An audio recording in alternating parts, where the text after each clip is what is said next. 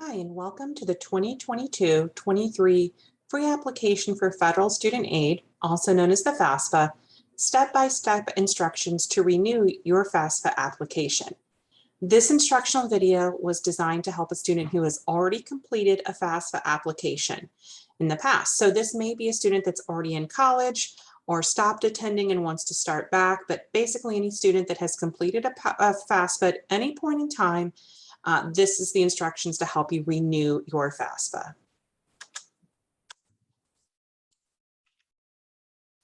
These slides were created by Champions for Learning with a mission to create life-changing learning experiences for every student with a vision for a community that is 100% engaged in support of student success.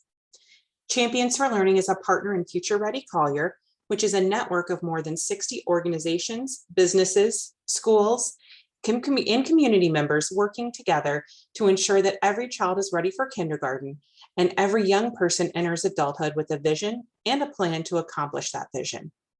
Future Ready Collier is the Collier partner supporting the 5-county Future Makers Coalition with a goal to transform Southwest Florida's workforce by increasing the number of college degrees, certificates, or other high-quality credentials from 27% to 60% by 2025.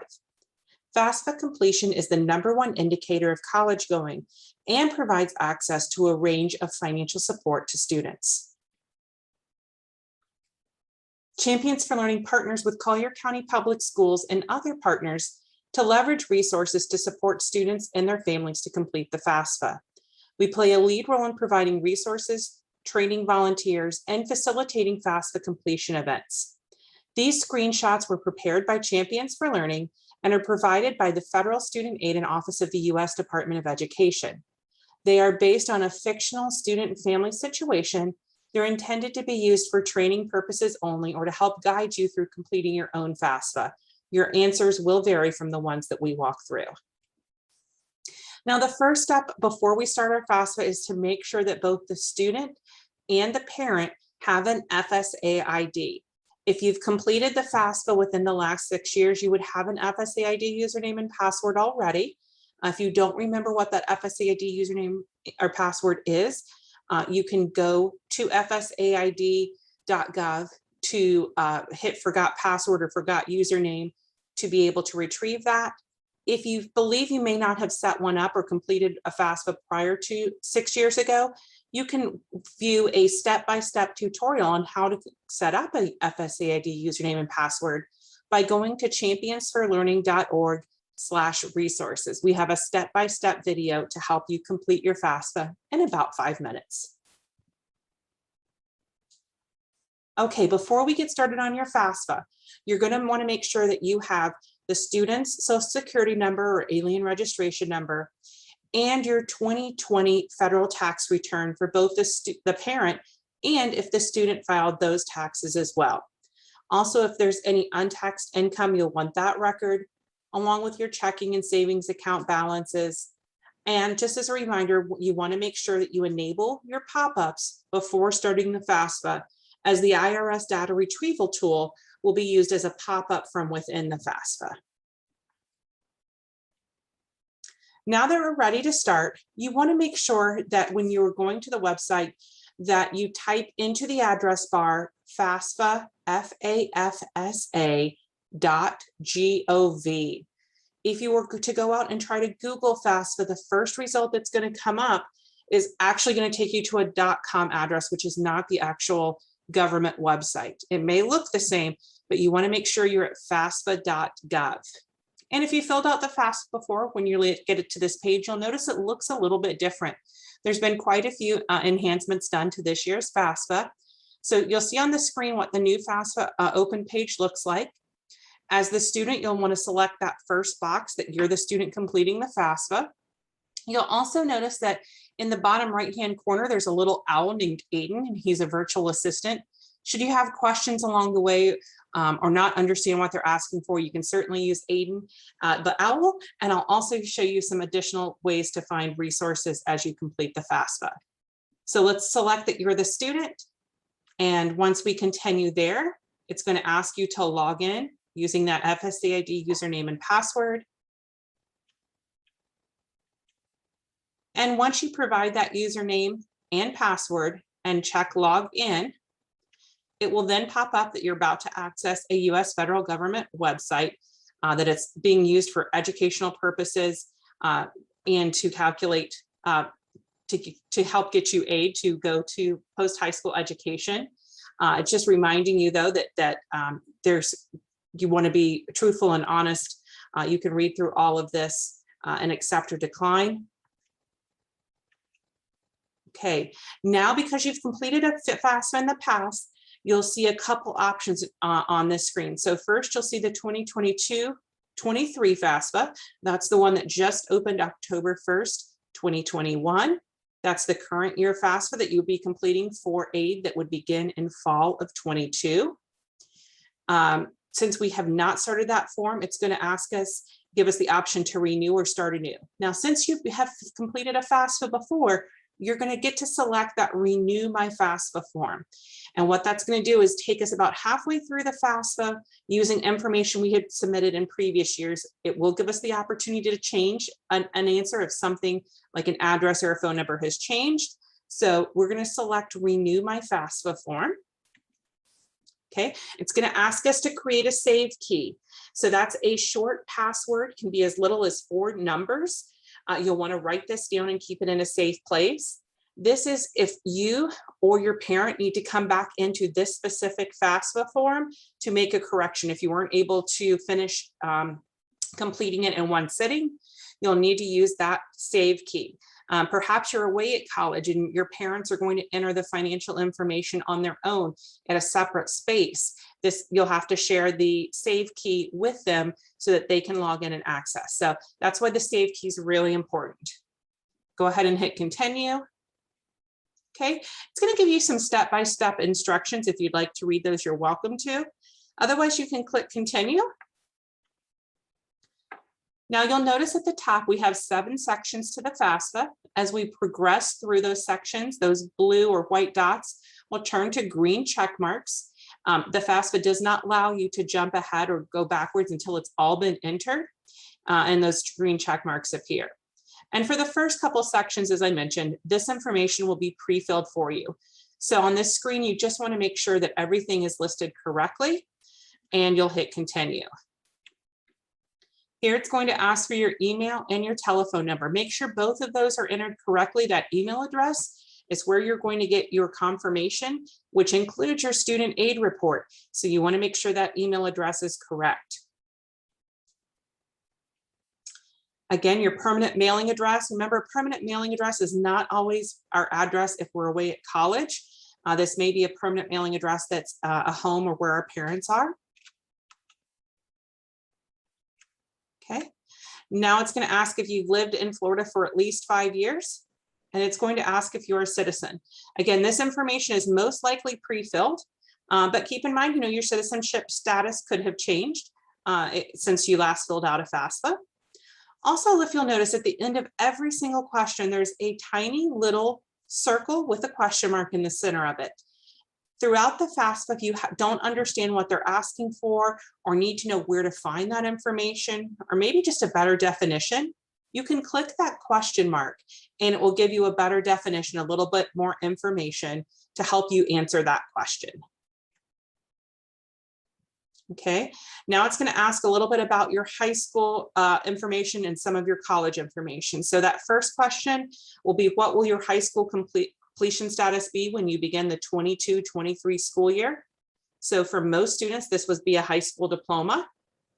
What college degree or certificate will you be working on when you begin the 22-23 school year? So keep in mind, again, this is next fall potentially. This is fall of 2022. What degree will you be working on? So you want to make sure if you're just in your first or second year that you're selecting that correct credential or correct degree that you're working on. Unless you already have a first bachelor's degree, which would be a 4-year or 120 credit degree, that you're answering the correct option. You'll see there's a lot of options there, but just make sure you're entering what this degree or certificate you'll be working on. If you haven't achieved any college credits or haven't been working on anything yet, it could be that you filled out another FAFSA and you're just getting back into going to school. So you may be working on an associate's degree, a technical degree or certificate, up to a first bachelor's degree. And then it's going to ask if you will have that first bachelor's degree before you begin the 22-23 school year. That's going to vary for every student.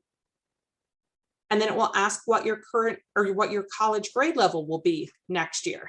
So if you're a freshman this year and you're going full time, by this time next year, you would be a second year sophomore. Keep in mind, it's not just based on the year, it's based on if you're going full time. So what will your academic grade level be? Okay. Then it's going to ask if you're interested in being considered for a work study position. Keep in mind, this does not guarantee you a job. This just lets the financial aid office know that if you need to have additional support to calculate the cost of attendance, that you would be willing to consider working on campus to earn dollars to help pay that portion. Again, it does not guarantee you a job. And if you're unsure about it, you can select that you don't know. Okay, now it's going to ask if you're male or female. If you answer female, you will not see the bottom two questions. If you answer male, you will. One of the changes to this year's FAFSA is that it no longer requires you, a male, to be registered for selective service to be eligible for federal student aid. So if we're asked if you are registered for the selective service system, you can answer yes or no. Again, if you're not familiar with what the selective service system is, you can use that question mark for a definition. And then it asks, do you want us to register for you selective service? That's up to you as the student. And again, that will not impact your eligibility for federal student aid from this FAFSA going forward. Okay, now it's going to ask for your driver's license information. Most likely this is pre-filled if you entered that as well on your previous FAFSA. Just confirm that everything's correct and hit continue. And again, this section would also be pre-filled. Okay, now it's going to ask if you've ever received federal student aid before. If you're not sure if you have or not, again, use that question mark. It will show you the definition of student aid and what the different types of aid is. If you answer yes, you're going to have a subsequent question on this form. If you answer no, you will not see this question. But if you answer yes, it will ask if you have been convicted of the possession or sale of illegal drugs for an offense that occurred while you were receiving aid. So while you were in school receiving aid, were you convicted for possession or sale of illegal drugs? It's really important that you answer that question and understand what that question is accurately. Again, if you're not sure, use that question mark for a further definition before hitting continue. Okay, now your high school again should be pre-filled if that was selected on your previous FAFSA. That information has transferred forward. Just confirm that it's all correct. You may not have to select here. It should just look like this. If not, you may need to search for the city, state, and add that high school that you graduated from. Okay, now it's going to give you the opportunity to add in colleges. So if you are already attending college, you want to make sure that the school you're at is added to this list. Remember, you can add up to 10 colleges or universities or technical schools to this list. You do not have to be currently attending them. You don't have to even completed an application or been accepted. So it's okay if you think you're going to be transferring or going to a different school within the next year. Make sure you go ahead and add them to the FAFSA now. You'll search by state and city. And again, you can add up to 10 schools. And once you've selected all of the schools that you'd like to put on your list, you'll see a vertical list that is numbered. You want to make sure that the school that is in position 1, if you're going to school in Florida, is a Florida public state college, technical school, or university. This is what indicates to the state of Florida that you may be eligible for state aid. So if you're unsure, check and that school is public. You can do that by Googling. Keep in mind schools with names like University of Miami or University of Tampa, those are not public universities. They do have the word university in their name, but those are private institutions. So like Florida Gulf Coast University, Florida State, Southwestern State College, Lorenzo Walker Technical College, the 3 on this screen that you see, those are all examples of public institutions. Okay, once you make sure that you have a public institution in position 1, then you're going to select your housing plan for each one of those schools on your list. Keep in mind that even though you may be thinking about living off campus, your financial aid will not cover off-campus housing. So in order for financial aid to cover that, you need to make sure you're selecting on campus. This does not guarantee you housing on campus. You still have to go through the application and deposit process with an individual school.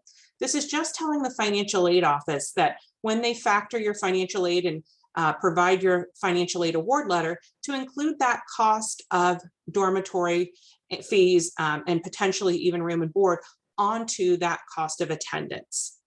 Okay. Of course, in the same respect, if the school does not offer a dormitory as an option, like a technical college like Lorenzo Walker does not have a dormitory option, you will need to select off campus or with a parent, depending upon where you're going to live. And once you've done that for all of the schools on your list, you'll want to hit continue. Okay, now it's asking, this will transfer over, but maybe your status has changed. So as of today, as the student, what is your marital status? Okay, now it's again, as of today, do you have children that you support at least half-time and you will continue to support in the next year? Yes or no? And do you have dependents other than your children or spouse who live with you and you will support now and again through the next year? Yes or no? Okay, you'll notice we're on section 3. It's asking those dependency questions to determine if we need to use parental information on the FAFSA. Now at this list, you're going to read through each one of these and see if they apply to you. If they do not, you can again hit none of the above and continue. Okay, it's going to ask if you are homeless or at risk, self-supporting and at risk of being homeless. Keep in mind the definition of homeless. You can read by clicking that question mark. You do not have to be living in a park to be considered homeless. It means that you may not have a permanent evening residence. So you may be couch surfing or moving from friend's house to friend's house.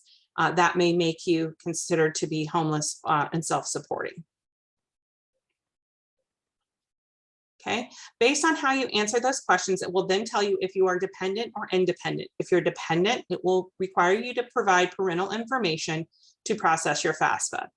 Keep in mind, in most cases, you're going to be considered a dependent student until you turn 24, are married, have a child you're supporting at least 51% of the time, are in the military or a veteran, or if you have already achieved your first bachelor's degree. There's a couple other situations based on maybe a living situation or that could fall into that based on how you answered the previous questions. But in general, you're going to remain dependent unless one of those other things occurs first.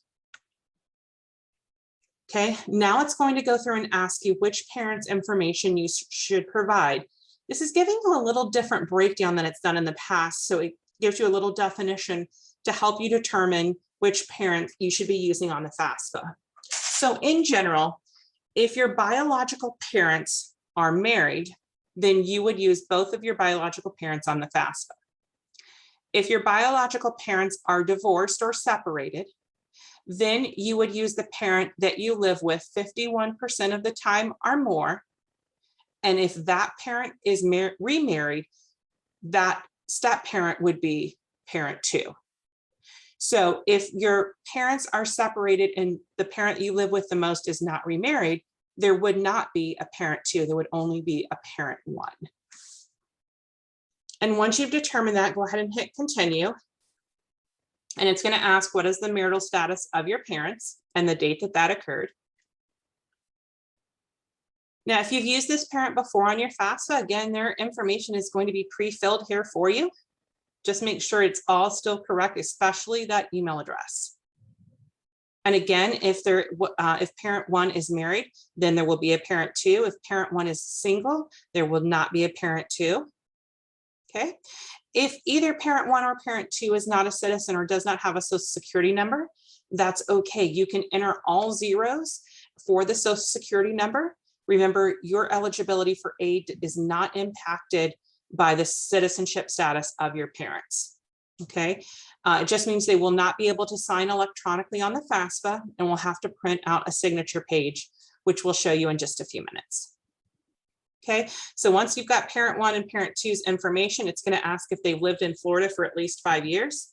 Again, this information is most likely brought forward from previous FAFSA completions. Just make sure it is still accurate. Okay, now it's going to try to calculate your household size.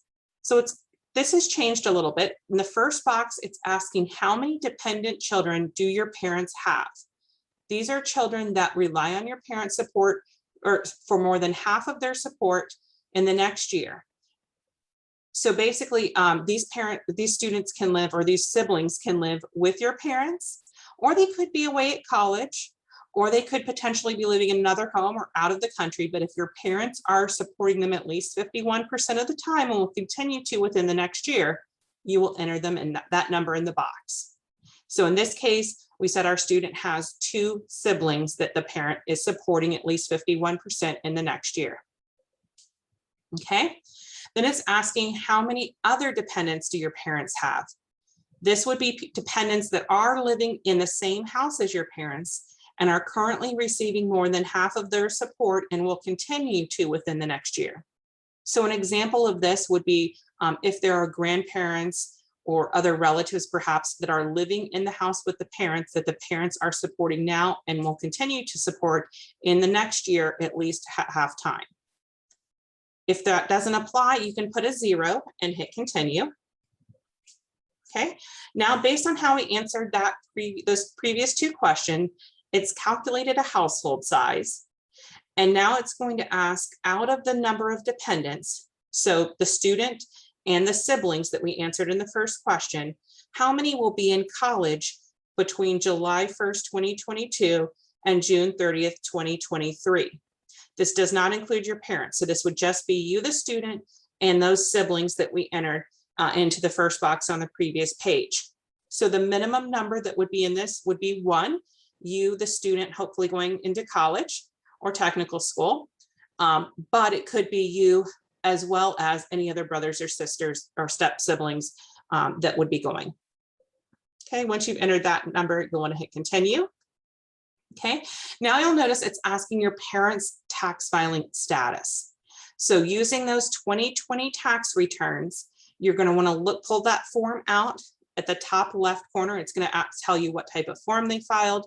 The center, it's going to have their address, social security number, and right under that address information is going to be a box that's going to tell you what type of status they used filing that return. So that's how we're going to answer these first 3 questions. So if you have 2020 taxes in front of you, then that first question would be that they've already completed them. And then you can look in the top left corner to see what type of income tax form they used.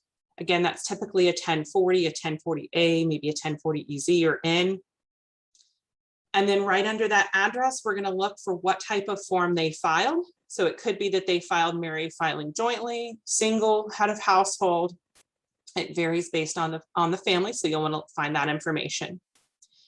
And once we've answered those 3 questions, then the box in the center will tell us if we're eligible to use the IRS data retrieval tool.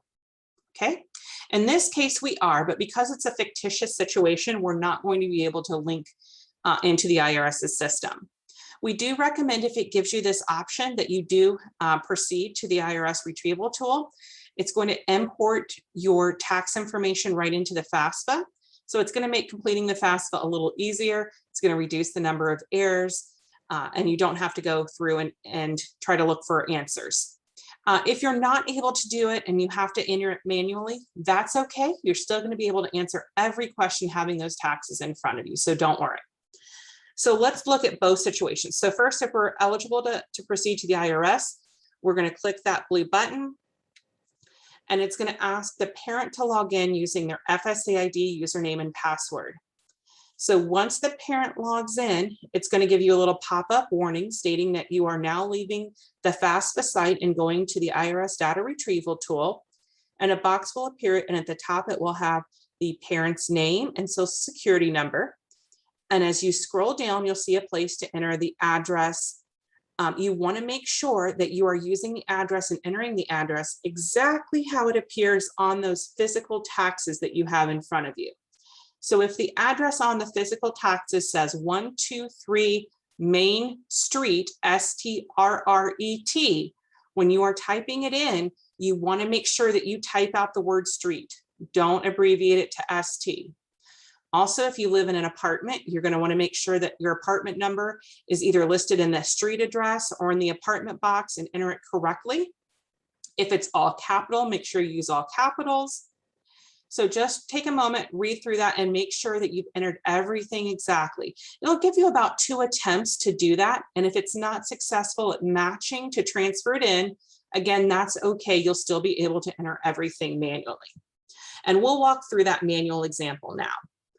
So if you were able to transfer from the IRS, you would not see an option to be able to answer these fields. The box would be grayed out and it would say transferred from the IRS. You would still just have to hit continue to move through the pages. But in this case, since we were not able to link to the IRS, we're going to manually enter those numbers. And if you'll notice right above the entry box, it says, this amount is found on IRS Form 1040, line 11. Every single question as we move through this will tell us exactly which line to be looking at on those taxes you have in front of you to help you get the correct answers.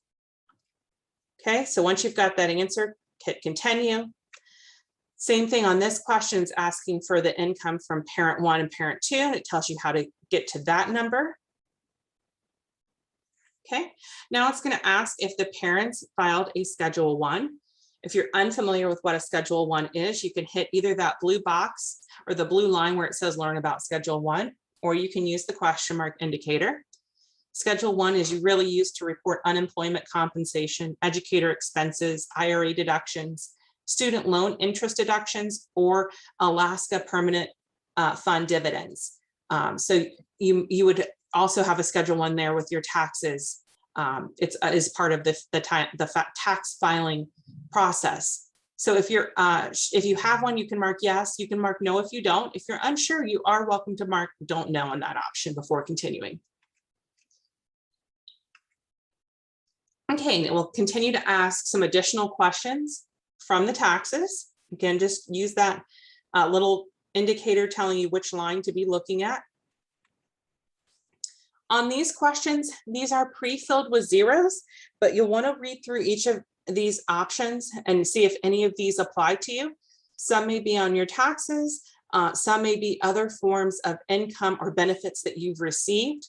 We'll have a couple pages of these types of questions. You'll want to read through them. If they apply, enter a value. If they don't apply, you can leave that 0 there and continue to hit 0, or I'm sorry, continue to hit continue to proceed through the FAFSA. Okay, if at any point it asks if you would like to skip the remaining questions about your parents' assets, you'll want to select yes. This means that the FAFSA has enough information based on what we've already answered to make a financial determination around your need-based aid according to your parents' pieces of income. So we recommend you hit yes. And once you hit continue from that, you'll notice it looks like we're back to the IRS data retrieval tool. However, now we're in section 6, which is the student's financials. And at the top, it's asking for the student's tax filing status. So even though you're a student, you may have worked in 2020. If you filed taxes, you'll want to select if you filed taxes, what type of form you filed or that you've already completed. You may not have been required to file, or you're not going to file. You can select that option as well. Okay, maybe you did work, but you weren't required to file. If you did work and you weren't required to file, obviously you wouldn't have a number or line to look at, but you would enter that information here. And again, just like the parents' taxes, it's going to ask if any of these circumstances applied to the student in the last year. Again, keep in mind, these are about the student, not the parent. So make sure you don't enter them twice, like what we did like when we were answering the questions about the parent. Okay, again, just reading through all of these to see if any apply and entering the correct amount. And then at some point, it may ask if the student wants to skip the remaining questions about their assets. Again, we recommend you answer that question with yes. That means they have enough information. So when you hit continue, you're now going to see a summary of all of the questions that you answered on the FAFSA. And there'll be a big, long vertical screen, and you can continue to scroll through that. Now, if you've noticed you've made an error at any question, You can use that previous button to go back to a previous section and correct the answer. It does give you an option to print this page. However, keep in mind all of this information is going to be emailed to you, so you don't necessarily need to print all of this out. You can hit continue, and now it's going to take us to the option to sign and submit our FAFSA. So now, because that student logged in using their FAFSA ID username and password, they have the option of digitally signing their FAFSA. It'll ask them when they click that button to agree with the terms and conditions and hit continue. And then it will take us back to this screen where it will say a parent signature is needed. So in this case, remember, our parent did not have a Social Security number, so they're not going to be able to digitally sign. So they'll have to submit a signature page, which will get mailed in and matched up by FAFSA. They can agree with the terms, though, and put in an FAFSA ID username and password if they have one. Remember, again, our parent didn't, but this is just what it would look like. Now, if the parent has that FAFSA ID username and password, see that first option, they would be able to select sign electronically. And that way they could, both the student and the parent would have signed electronically and they could submit their FAFSA. In this case, remember, our parent did not have a Social Security number, so they'll need to print a signature page.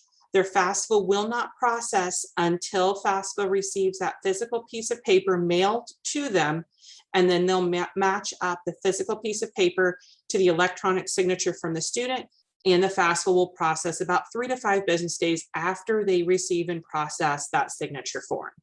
So they'll print that physical form and go from there. Once they've done that, you'll notice, so it shows in this case, the student has signed. We see that green indicator box. The parent is unsigned. Now, we'll still let them submit the FAFSA, but keep in mind it will not be processed until they receive that signature form. Okay, once we hit submit, we have a congratulations confirmation page. A couple things that I'll point out on this page. In the top right-hand corner, you'll see a data release number or a DRN. If for any reason you have to call FAFSA or maybe even your financial aid office, they may ask for this number as a form of identification to prove it's really you. So this will be emailed to you as well, but you're welcome to keep this in a safe place. Your DRN number will vary from year to year after you've submitted a FAFSA. Again, it'll give you the option to print this page. This is already in your email, so you don't need to necessarily print this page. The confirmation is already sent to you. But when you scroll down, you'll notice you'll have an estimated expected family contribution or an EFC number. Again, this is the number that the schools and maybe scholarships use to determine if you qualify for need-based aid. That's not used for merit-based aid, just need-based, okay? And keep in mind, this is not an indicator or a bill of how much you will have to pay to go to college, okay? It'll also show you a direct loan estimate. If you've successfully completed the FAFSA, everyone there will have an opportunity for a direct loan.